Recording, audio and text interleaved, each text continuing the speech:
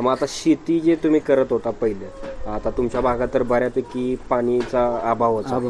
दुष्काळी आमचा भाग. भाग मग हा व्यवसाय त्याला तारू शकतोय का? हो, नियोजन चांगलं केलं तर हा व्यवसाय त्याला तारू शकतो. काय आमच्या भागात मार्च ते जून या दरम्यान पाणी कमी पडलं तर त्याच्या अगोदर हे पाणी भरपूर असतं.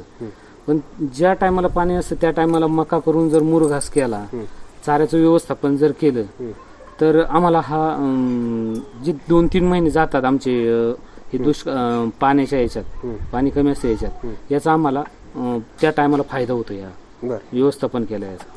आता ह्या गायी आहेत ह्या आजारी वगैरे पडतात का? आणि जर पडल्या तर त्याला काय आजार असतो, त्याला काय उपाय देता तुम्ही? गायांना होणारे मुख्य 4-5 आजार आहे. मास्टायटिस, थायलेरिया, किटोसिस, बबेशिया, हे होणारे गोचिडदाप, म्हणजे हे सर्व हे होणारे याच्यावरचे जे लसीकरण आहे आमच्याकडे सरकारी दवाखान्यात सर्व माणसं येऊन लसीकरण करतात. आणि जे लसीकरण नाही झालं ते आपण स्वतः खाजगीकरणातून करून घेतो.